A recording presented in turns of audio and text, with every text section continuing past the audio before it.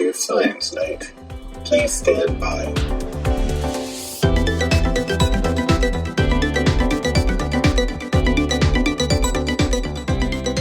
Welcome back to another edition of the Science Night podcast. My name is James. Steffi is on assignment, but with me, as always, is Jason. Hey, I'm taking Steffi's line today. And we have another special guest joining us all the way from Athens and the Luxesci podcast, Dr. Alexis Katsis. Hello. Alexis, Dr. Lex, thanks for coming on today. Thank you so much for having me. Tonight, we got cyborg cells and chaotic jewelry, but first, let's get to know our guest a little bit better. So we got Dr. Lex here tonight. She is a podcaster, a luxurious podcaster, one might even say. So, Alexis, I got one question. Tell us a little bit about what you do. So, yeah, our podcast focuses on the science behind luxury items, and it's a way for me to merge my two interests, which is science. I'm absolutely always curious about how things work, and I like luxury items. I like shiny things. I was the girl in the lab with the heels, like closed-toed heels, of course, right? Mm-hmm. It's a lab, but I still had heels on in the lab. So this is a way to kind of merge those two worlds. And our goal is to kind of make science a little fun again. There's a lot of science that we hear about in the news, and that's usually scary science, viruses, earthquakes, snowstorms. So this is a way for people to still engage with science in a way that's a little bit more fun and a little bit, hopefully, more relatable. Doesn't feel quite as scary as talking about viral pandemics, which I did a lot of. Sure. Why was that? I don't know. It just came out of nowhere. Who knew, right? Who knew? Just such an interesting niche topic to explore. I know. Who knew being an immunologist during that time would, garner a lot of questions. So why don't we talk about you being an immunologist during the time of COVID? What was that like? Were you just dodging gotcha questions left and right, or was there a lot of stress and anxiety and all that stuff that went around with it? It was a little bit of both. So I, at the time, was working for an organization in Seattle, Washington, that used to do predominantly HIV clinical trials. And then when COVID came on board, we pivoted and started to work on the COVID vaccine trial. So there was the stress of actually being part of that operation, which was fast and it was long hours. And, I had a team. And so I was responsible for my team and their well-being. And then we were all switched to remote work. And then people's relatives were getting COVID. So there was all of that going on. And then there were people asking me legitimate questions about the virus. And I'm not a virologist, so I would always defer to other people who are more experts, but about the vaccine and the efforts. And once the vaccine came out, I wanted to be an outspoken advocate for it, knowing what went into its discovery.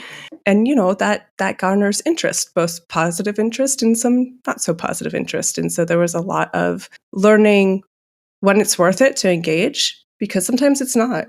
Sometimes engaging, people are already set in what they think. And so no amount of me trying to explain was going to work, because they were coming from a place of fear, essentially. And when people are afraid, they can turn to different things that more align with their belief system or make them feel safer. And there's no amount of fact that can get you through that. It was. I had to, I limited how much I went on social media. I actually figured out a way to make my computer not allow me to go on Facebook. You should sell that. It's actually, if you can Google it, it's not that hard. It's a command line. Anyway, but yeah, overall, I had really good conversations with some people who are kind of undecided. And some people then decided to get the vaccine. And so for me, it was like every one person, if we can get them in and get the vaccine, then that was one more person that, was protected against going to the hospital or dying. So that's sort of how you had to look at it. I don't have that much of a following to have a global impact, but for my friends and family or their friends and family, and I just put myself out there as a resource. I said, if anyone has any questions, no judgment, don't ever think it's a silly question. You can always come to me and I will do my best to try to have a positive conversation with you. So let me follow up with that, actually, because I did something similar. I made myself available to whomever wanted information that I could help them interpret. that didn't go as well with my friends and family as I had hoped. Oh no. The folks who wanted the information went and sought the information on their own. Those who didn't want the information were the ones who were firmly entrenched in the camp of, I'm not going to get a vaccine because I'm listening to Joe Rogan, and Joe Rogan tells me that that's a bad idea. So how were you able to be effective at that in the face of so much misinformation and disinformation? What was your strategy? I think the strategy for me was having personal connections with most of the people that came to me. And I think that that's what helped. One person in particular I knew, and we were friends, and we'd always been on sort of opposite sides of any political divide, but we were friends. And so she came to me and was like, look, I just don't know. I'm having a hard time. Can you tell me about this? Can you tell me about that? I answered all her questions. And I kept emphasizing, it's like, nobody can make you do this. This is your choice. The choice might have some consequences, but it is still your choice. I go, for me, if I were in your position, I had an elderly mother that I was worried about, I would just want to do everything possible that I could to protect her. And I think that's what it came down to. It wasn't the facts, it was the why. What is your why for getting this? Or what is your why for not getting it? And can we talk about that? Because that's what really motivates people. It's not the facts, it's the why. Why should I do this? Why should I not do this? And what's the personal reason for me? If they're deep down this is a huge conspiracy and it's going to give me a microchip, there's not a lot you can do to pull that back up. I totally agree with you. One of the things that struck me, though, was when I would have conversations with some of my family who then had met with their healthcare providers who were not up to date on the science of vaccines. And were recommending against getting a vaccine because it was too experimental. Yeah. These were folks from really well-established medical institutions, right? We're not talking, rural America. We're talking about major medical institutions that are known for their expertise and still have clinicians who are not up to date on the science. And so I found that to be the hardest part, right? They would come to me asking questions, but the moment I would say something, they would double back and say, well, my doctor from the Mayo Clinic said I shouldn't be doing this, right? Yeah. I think it's really hard. During this pandemic, I think people finally got a view into how complex science and medicine is and how specialized it's had to be.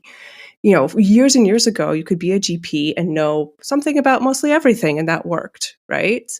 But as our knowledge has grown, that's just harder, even within scientific fields. Like, I am a parasitologist, right? So I don't opine on viruses very often. What I will do is go find a virologist and quote them, or, because I don't know everything about viruses, even though I'm an immunologist and microbiologist. But so I think that's the hard part with the medicine too, because you had that guy from Stanford who was a neurologist who was spouting off anti-vaccine, and I'm like, buddy, the last time you had a vaccinology class was back in med school, and I took that class, and I know you don't remember any of it, but that's not what the modern conception is. Oh, he's an educated person, he must know because he's a doctor. And we've been telling people for years to trust their doctor, and now we have to be like, but not that doctor. It's very I can see where it's really confusing for people. Right? Yeah, no, that's a really good point. I mean, the thing that shook me, I think, to my core was that as a scientist, I have known for a long time how science works. Yeah. And it works non-linearly, right? Yes. And the public is not used to seeing science happen in real time and in a non-linear fashion. And so it made our jobs as science communicators even more difficult in the face of an incredibly difficult situation, right? And then we had to deal with the clinicians who maybe weren't up to speed either. And I know that this is something I have been rattling a saber about for a long time, maybe we need to start teaching clinicians how to be scientists, or training them like scientists and not like mechanics. Crazy talk. Right? My PhD lab actually was run by a physician, and he had a lot of clinical fellows go through, and it was really fascinating to see them adjust to life in the lab. Right. Same thing. I did my postdoc in a clinical department, and we would have postdocs who were PhDs and postdocs who had their MDs. And there was a big difference in what you could get accomplished with a postdoc who had a PhD versus a postdoc who had an MD, because they just didn't have the training. They just didn't know how to approach science from the same perspective that a PhD does. And it was fascinating, right? I should have known then we were on a collision course for some problems. Yeah, I think there's probably a lot you could say about modern medical education, and probably a lot actually about the whole PhD to postdoc process as well, to be fair. And I think that part of it is really providing training for doctors and scientists to talk about not just what they do, but how they do it and why they do it. Because I think that that's the missing little chunk.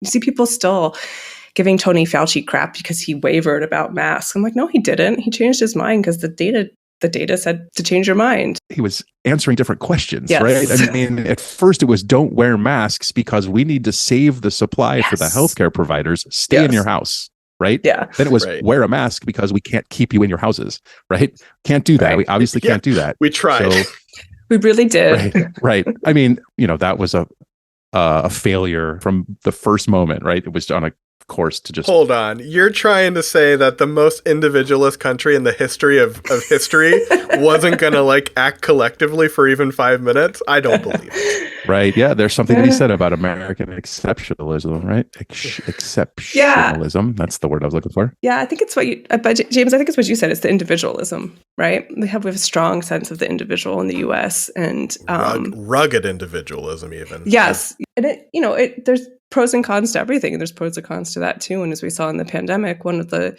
challenges is that when you need to do a broad sweeping public health intervention, and that's not just this pandemic. I mean, if you look back to history, it's all of them. When seatbelts came out, people, you can't tell me to strap myself into my car, or it's everything. I mean, people can't see your virtual background because this is an audio only podcast. So I'm going to describe Alexis's background as the site of one of the first epidemics that we have a lot of stuff written about. So, they acted a little bit selfishly during that one too. So maybe it's just a human thing. Oh yeah. I'm talking about the Athenian plague also because I didn't describe what was behind her now. It's a picture of the Caryatid temple at the Acropolis. I'm reading a biography of Catherine the Great, the Empress of Russia, and in it there's a small section about her being inoculated against smallpox. And I mean, at the time, smallpox killed so many people and disfigured even more. And at the time when Jenner came out with this inoculation, people thought he was absolutely bonkers. The leading, minds in Europe were just no, surely not. Surely you can't do that. This isn't going to work. And then the monarchy was like, heck no, we're not doing this. And she was one of the few monarchs that got vaccinated initially. And so I think there's always a resistance to something that seems new. What got you into podcasting? What made you want to go out to the glamorous world of audio-only podcasting and talk about luxury? Well, it all ties in because it was a pandemic project for sure. Stuck in my house. Like every podcast. Every day, yeah. The rigors of what I was doing at the time and the stress that it involved, I needed a creative outlet that could help with that. And I started first as a blog because I like to write. And then I was like, well, I don't know. I like to talk more. So maybe I'll just talk about it. And it started with just me. And then I interviewed my husband, who at the time was working for one billionaire's rocket company. Not allowed to say which one. And so I interviewed him about space tourism, and it was fun to do it together. And so now it's a project that we do together. It's kind of a time that we know that we'll be able to do something, just the two of us. And it's really fun to create something with him. And it doesn't hurt that he had a radio show in college and he's an electrical engineer. So he does all my audio engineering for me. I love I never expected that we'd be at a point in time where you can say one billionaire's space company and it isn't just that one space company that's owned by a billionaire. There's exactly. Doesn't necessarily narrow it down. There's at least 3. Yeah. It's got to say something about where we're going. Yeah. Somewhere off this planet, it sounds like. Yeah. Apparently. It'll be the Gilded Age of Mars. Yeah. And the episode's still up if you're interested. It's called Space Tourism. And he does a back of the envelope calculation of how many lemons you would need to power a Tesla for a minute. Ooh, I love it. Yeah. I'm all for back of the envelope calculations, but isn't that how we ended up with all of the SpaceX satellites falling back down to Earth? That was only 50% of one launch. They sent 60 up and 30 did an oopsie. Well, I mean, like we've had a couple oopsies lately, so in the space field. Well, isn't there like a famous time when one part of the JPL did calculations in imperial units and one did it in metric, and the first Mars rover exploded into a crater in Mars because it didn't slow down in time? I gotta have to say, they use the weirdest metric like units in space engineering. Yeah. I don't understand it all. Astronomical units? What does that even mean? Yeah. They just don't make any sense, and I'm not sure why. It's like one of the few fields that never picked up the metric unit, system. And I was like, why are you not in metric? Like, it doesn't, like every other science I've ever encountered is in metric, except this one. There's an interesting history there, actually. I was gonna say maybe we got to talk to somebody that's involved in space. I'm sure it has to do with some company not wanting to change how they manufacture their parts. That's always the thing, right? Let's talk to Boeing. Alexis, thank you so much for sharing that. We're going to get to some news, but first, we'll give you a message from a podcast that I think you're going to enjoy.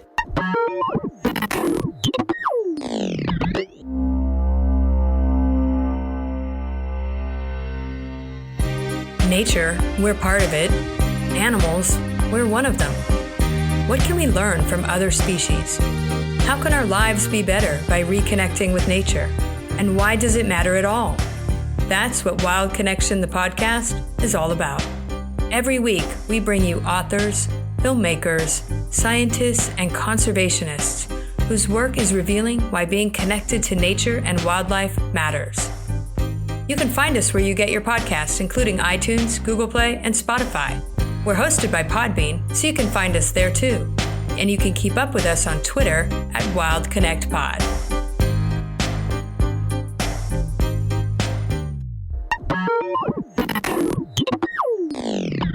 Welcome back to the podcast, and I gotta admit, I like to have a lot of fun when I intro the news stories we cover on the podcast, but sometimes I feel like I play into the hype of the headlines a bit too much. So, in the interest of being a good science communicator and making Alan Alda proud, let's talk about the facts of our first story. A team led by Chimeng Tan from UC Davis has engineered a new type of cell that is synthetic enough to allow for the addition of new features while alive enough to mimic normal biological functions. And while it's still early days in their research, they hope this new type of cellular engineering could lead to a breakthrough in medicine, engineering, and even clean up our polluted waterways. So there you have it, just a normal intro to an interesting science story without overhyping the information, by pointing out that this could be the beginning of the formation of a new cyborg wing of the Xenobot army that will eventually cause the downfall of humanity as we know it. That's right, we're bringing it back to the Xenobots. Take a shot if you're listening. That's 6 weeks in a row. We're throwing it back to our Xenobot overlords. So, why don't we talk about cyborg cells and how they probably also won't lead to the downfall of humanity? I feel like humanity can lead itself to its own downfall. I don't know that we need cyborg cells to do it. But they'll help. They might. I just thought this was super fascinating in that the small person that lives with us, our kid has been asking me a lot of questions lately about our new bedtime routine is for him to ask me about viruses and white blood cells. And the concept of what's alive, right? Is a virus alive? Is it not? Are these alive? Are they not? And we're starting to blur those lines even more. And so for me, the most interesting part of this are the ethical implications of it, right? Like what do we do with this cyborg cell? I don't know. It's kind of crazy. So let's talk about that for a second. What makes something alive? What is the answer that you give to the little person in your house? Well, I think I went down the really scientific of like, can it self-replicate? Yeah, that was the first thing that popped in my mind too, right? So I guess these would not be. Correct. So to be clear, like these, for lack of a better word, cyborg cells do not replicate. That is the thing that makes them really actually important and useful. Yes. Is that they can be controlled because they're not going to be wildly replicating. So the definition then of life, one definition of whether something is living is whether or not it can self-replicate. That's one definition. There are plenty of other ones. Is there respiration of some form? That would cut out viruses, being so not alive, so to speak. But again, it's just an arbitrary sort of point. So how do we decide if something is alive? This is where the ethical implications really come in, right? I'm just glad that I don't have to figure that out. It's not my job. Yeah, these are interesting because you're programming a bacteria to essentially produce an extracellular matrix. And I think for me, they might not replicate, but bacteria do like to evolve and mutate, and they do it fairly quickly in relation to pressures, environmental pressures. And so the question is not just do they replicate or not, but are they going to mutate or not? Is this ability going to get to transfer to other bacteria that you might not want it to? I think those are all still things that need to be figured out. And then in the article, they're talking about using this potentially for targeted cancer therapy. So then the question becomes, how do you want to do that targeting? Because that, I think, is the other aspect of it, aside from the rather extensive safety profiling that they're going to have to do. Maybe you don't know the answer, but I bet you probably are getting closer to the answer than like myself. I read that and they're like, yeah, we could do this with targeted. How do you target? How do you do it for targeted? Like, is there a little crew in there with a targeting computer? Is it the Force? I don't know. And we read that a lot when we're talking about like targeted therapy, but like how they target, I don't know. So some targeted therapies have to do with gene expression from the cancer cells. I think a good example, I don't know the exact gene, but there's a breast cancer therapy that was really radically effective, but only if your cancer cells turned on a specific gene. And so if they turn on a specific gene, they're turning on a specific protein manufacturer. And so you can either target the pathway that gene expresses, or if the cancer cells are actually expressing a protein on their surface that is different than the cells around it, you could do an antibody target to it. So they're adding on the synthetic receptors for targeting. They could. It's one way to do it. That's the easiest way I can think of. That's just my perspective as an immunologist, because like for me, it was all about the antibody-antigen pairing. So sure. I'm sure there's a bazillion other ways you can do it. So Alexis, something you said a second ago triggered something that makes me wonder what the benefit of using bacterial cells as a scaffold for this would be, right? Because there are lots of good reasons to do it. We know so much about the genome of bacteria, and so it's easier to use CRISPR and those sorts of things to target specific genes and make sure that they can get translocated into whatever, right? Meaning that you can take these bacterial cells and get whatever you need to get into some other space, into that space to target some sort of therapy. But bacteria have other issues when it comes to transmission that we don't have in non-bacterial cells, right? So we have horizontal transmission of information, meaning that these cells are going to spread information within the same generation of cells, right? So they don't have to replicate in order to get information from one cell to the next. Whereas you and me, our cells replicate by, we call that vertical transmission. One cell divides into two cells, right? And that information gets passed on that way. It doesn't go across the same generation of cells. And so it seems to me you've got a really good opportunity on the one hand and a really bad potential on the other hand. As an immunologist, when you're thinking about these kinds of things, how do you rectify those two tugging forces, right? And figure out how to harness it for good? I'll one up you there and say there's not just two, there's many, right? So yeah, this particular paper used E. coli, which, as you said, is fast growing, it's well characterized, and it's easy to work with. And so those are great things for a proof of concept, which is what this was, right? But since I still work in clinical trials, I have my clinical trial hat on and say, like, is this organism GRAS, generally regarded as safe by the FDA? And that's actually what you're going for, because if you are eventually going to put this into people, you better be doing it on the scaffold of an organism that the FDA thinks is safe, because otherwise you have like such a long regulatory road ahead of you. And then the other thing for me as an immunologist is the body going to recognize this as something foreign? And is that going to hinder the process at all? It may or may not, but if you're putting it into people and it's a bacteria and it's not supposed to be there, chances are your body's going to be like, no, thank you. I don't want this. Right. And so then what do you do? And you should be thankful for that, right? I mean, and in some cases that's good, because the body's immune system, like a vaccine, your body's immune system will amplify the effects of what you're trying to do. But If that's not what you want, then you have to think about it. So yeah, there's this balance between what do you do as a proof of concept, which just clearly was, and they clearly chose it because it was easy and reproducible. A lot of people could reproduce it, versus, then what are the steps? If you want this to go into people, what are the steps along what's called your preclinical and then clinical development pathway? Like and one of the things that they use in industry a lot is called a target product profile.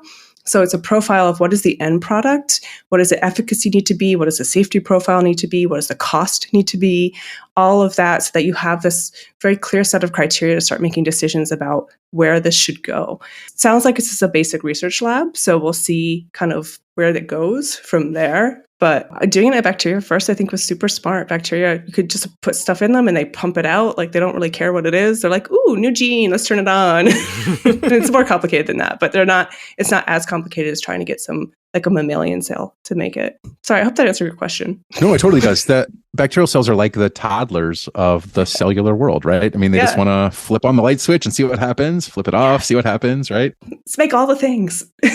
Right. And they know that they're going to get messy and make a mess of everything. But, at the end of the day, tomorrow's a new day, right? Yeah. So one of the more like chilling lines that I read in the Popular Science article, not necessarily in the actual journal article, was when they were talking about how these bacterial cells are a little tougher than their non-cyborg brethren, their regular E. coli, so they can have higher stresses, pH levels, antibiotic exposure.